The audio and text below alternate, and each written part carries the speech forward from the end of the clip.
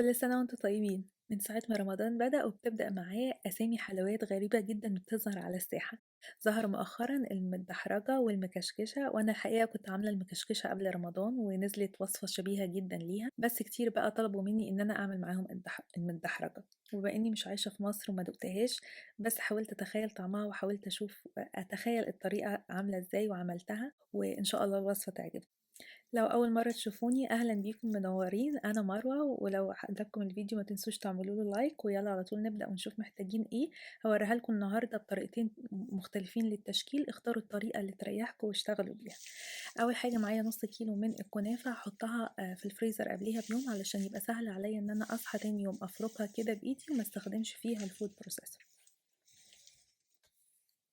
طاسة على النار هحط فيها معلقتين كبار من السمنة، ممكن تحتاج سمنة اكتر، وهحط الكنافة وهبدأ ان انا اشوحها لغاية لما اخليها تاخد اللون البني. طبعا ايدينا فيها علشان لو اتسابت هتتلسع وتتحرق من تحت ومش هتبقى احسن حاجة ابدا. نرفعها من على النار اول ما تاخد اللون اللي احنا عايزينه، ننزل عليها بعلبة لبن محلى مكثف، اللي هي العلبة اللي بيكون 380 جرام. وهنبدأ نقلب فيها كده وهي لسه سخنة علشان تتشرب كويس جدا من اللبن ده، وبعد كده نسيبها على جنب. نستخدم أي مكسرات عندنا للحشوة، وممكن تسيبوها سادة، بس اللي سمعته إن هي في مصر بتتحشي عين جمل. لو هتستخدموا مكسرات يبقى بعد ما تبرشوها كده حطوا عليها معلقة سيرب، معلقة كبيرة من السيرب، أو الشربات، أو عسل النحل، علشان تمسك في بعضها كده وتبقى سهل إن هي يتحشي بيها المندحرجة. بعد كده بقى هنعمل الصوص اللي بتتدحرج فيه.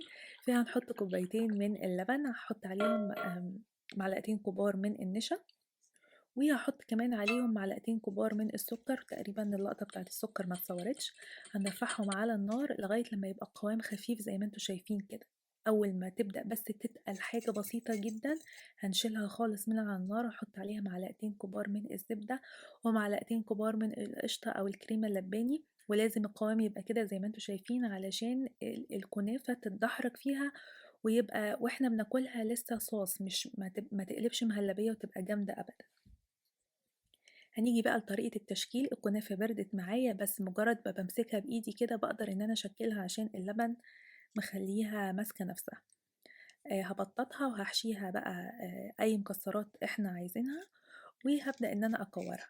لو عندكم القوالب اللي هي بتاعة المعمول أو بتاعة الكحك اللي بالعجوة دي، هتديكوا شكل حلو جدا وهتسهل عليكم خالص في الطريقة. باحط الأول شوية من الكنافة، وبعد كده الحشوة، وبعد كده شوية تانية، وباضغطها بتديني شكل جميل أوي في الآخر زي ما انتم شايفين كده. عملتها بطريقتين، وبرضه هنصب في الطبق شوية. بصوا القوام لازم بتاع المهلبية يكون عامل كده. زينتها بقى من فوق بالفستق وشوية من الورد المجفف، وسمعت برضه إن هي بيتحط عليها شوية من زبدة الفستق فحطيتها. وأنا لسه ما دُقتهاش على فكرة، أنا باسجّل الفيديو ده وأنا صايمة، فمش هاقدر أقول لكم رأيي فيها بصراحة. بس أنا تخيّلت طعمها، أكيد طعمها هيبقى حلو، يعني أكيد فعلًا طعمها هيبقى حلو. واللي متابعني على الفيسبوك أنا نزّلت post هاكتب لكم فيها رأيي إن شاء الله بعد ما أفطر، وأقول لكم رأيي فيها عامل إزاي، وتستحق فعلًا التجربة والّا لأ.